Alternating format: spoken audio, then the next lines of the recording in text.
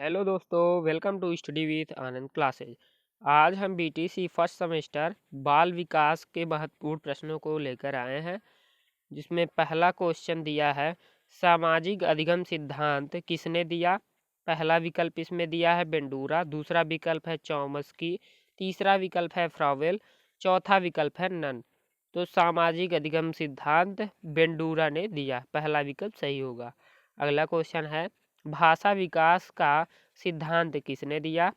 पहला विकल्प चॉम्स्की, दूसरा विकल्प जॉन डीवी और तीसरा विकल्प स्किनर, चौथा विकल्प गुड। तो इस क्वेश्चन का सही आंसर होगा भाषा विकास का सिद्धांत चॉम्स्की ने दिया। इस क्वेश्चन का सही आंसर होगा। प्रगतिशील शिक्षा के प्रतिपादक हैं। पहला विकल्प फ्रॉबेल, दूसरा विकल्प जॉन डीवी, तीसरा विकल्प स्किनर, चौथा विकल्प गुड। तो प्रगतिशील शिक्षा के प्रतिपादक जॉन डीवी है। इस क्वेश्चन का सही आंसर होगा ब। अगला क्वेश्चन है सामाजिक सांस्कृतिक विकास के सिद्धांत के जनक हैं। पहला विकल्प है व्योगोत्स्की, दूसरा विकल्प है जीन पियाजे, तीसरा विकल्प है पावलोव, चौथा विकल्प है थॉमसन। तो सामाजिक सांस्कृतिक विकास के सिद्धांत के जनक व्योगोत्स्की हैं। इसका पहला आंसर सही हो जाएगा व्योगोत्स्की। अगला क्वेश्चन है जॉन डीवी द्वारा समर्थित लैब विद्यालय के उदाहरण है। पहला विकल्प है पब्लिक विद्यालय, दूसरा विकल्प है सामान्य विद्यालय, तीसरा विकल्प है प्रगतिशील विद्यालय, चौथा विकल्प है फैक्ट्री विद्यालय। तो जॉन डीवी द्वारा समर्थित लैब विद्यालय प्रगतिशील विद्यालय है। इस क्वेश्चन का सही आंसर तीसरा होगा प्रगतिशील विद्यालय। छठवां क्वेश्चन दिया है थर्स्टन तथा लिकर्ट निम्न में से किसके मापन से संबंधित है। पहला विकल्प दिया है बुद्धि, दूसरा विकल्प दिया है अभिवृत्ति, तीसरा विकल्प दिया है मूल्य और चौथा विकल्प दिया है व्यक्तित्व। तो थर्स्टन तथा लिकर्ट दोनों मापक अभिवृत्ति से संबंधित है। इसका सही आंसर होगा ब, अभिवृत्ति। अगला क्वेश्चन है बुद्धि का तरल मोज़ेक मापक किसने दिया। पहला विकल्प है कैटेल, दूसरा विकल्प है गिलफर्ड, तीसरा विकल्प है थर्स्टन और चौथा विकल्प है स्पीयरमैन। तो इस क्वेश्चन का सही आंसर होगा बुद्धि का तरल मोज़ेक मापक कैटेल ने दिया, पहला विकल्प इसका सही होगा। अगला क्वेश्चन दिया है 16 पीएफ का प्रयोग किसके मापन हेतु किया जाता है। पहला विकल्प सृजनात्मक, दूसरा विकल्प व्यक्तित्व, तीसरा विकल्प अभिरुचि और चौथा विकल्प दबाव। तो 16 पीएफ का प्रयोग व्यक्तित्व के मापन में किया जाता है। इसका सही आंसर ब होगा। अगला क्वेश्चन है निम्नलिखित में से कौन सा व्योगोत्स्की के सामाजिक सांस्कृतिक सिद्धांत पर आधारित है। पहला विकल्प अंतर्दृष्टिपूर्ण अधिगम, दूसरा विकल्प सक्रिय अधिगम, तीसरा विकल्प पारस्परिक शिक्षण, चौथा विकल्प संस्कृति निरपेक्ष संज्ञानात्मक विकास। तो इस क्वेश्चन का सही आंसर हो जाएगा पारस्परिक शिक्षण। इसका सही आंसर होगा उत्तर स। अगला क्वेश्चन है प्रगतिशील शिक्षा के संदर्भ में निम्नलिखित में से कौन सा कथन जॉन डीवी के अनुसार समुचित है। पहला विकल्प दिया है कक्षा में विद्यार्थियों का निरीक्षण करना चाहिए न कि सुनना चाहिए, दूसरा विकल्प मारना चाहिए, तीसरा विकल्प विद्यार्थियों को स्वयं ही सामाजिक समस्याओं को सुलझाने में सक्षम होना चाहिए, चौथा विकल्प सभी। तो इस क्वेश्चन का सही आंसर होगा विद्यार्थियों को स्वयं ही सामाजिक समस्याओं को सुलझाने में सक्षम होना चाहिए, सही आंसर है स।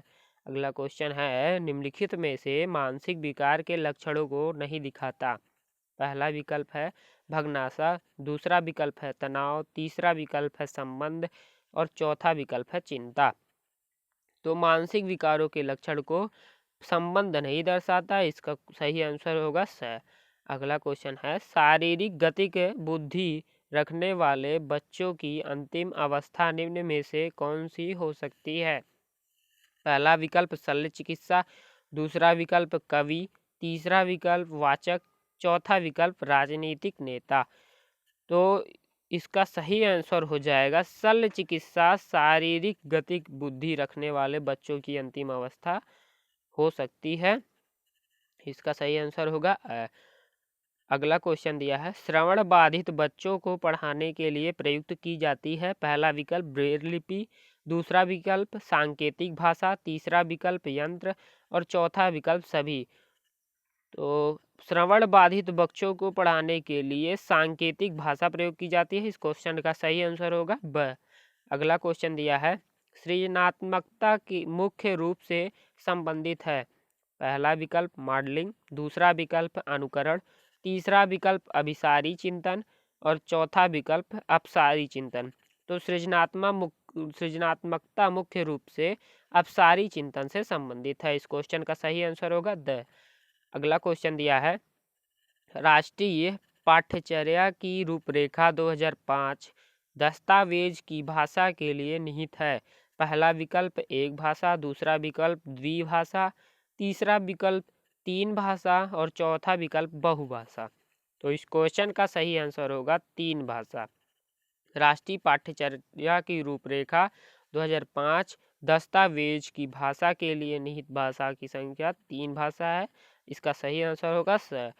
अगला क्वेश्चन है, समाजीकरण वह प्रक्रिया है जिससे बच्चे और वयस्क सीखते हैं।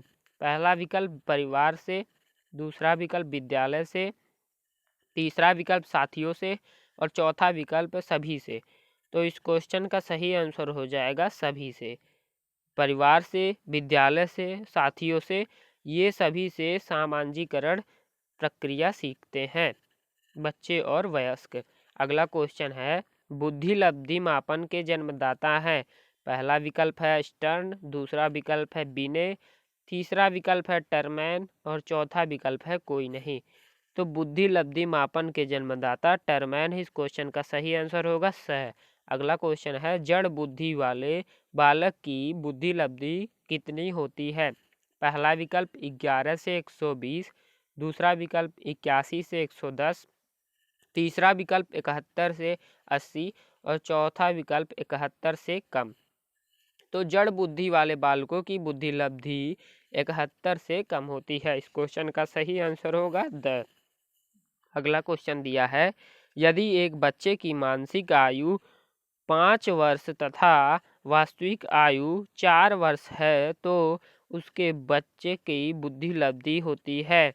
पहला विकल्प 125, दूसरा विकल्प 80, तीसरा विकल्प 110 और चौथा विकल्प 100। तो इस क्वेश्चन का सही आंसर हो जाएगा 125। यदि एक बच्चे की मानसिक आयु 5 वर्ष तथा वास्तविक आयु 4 वर्ष है तो उस बच्चे की बुद्धि लब्धि 125 होगी। इस क्वेश्चन का सही आंसर होगा अ। इस प्रकार आज की क्वेश्चन सीरीज यहीं समाप्त होती है। अगर ये वीडियो आपको पसंद आता है तो इसे लाइक, सब्सक्राइब और शेयर करना ना भूलिएगा। धन्यवाद।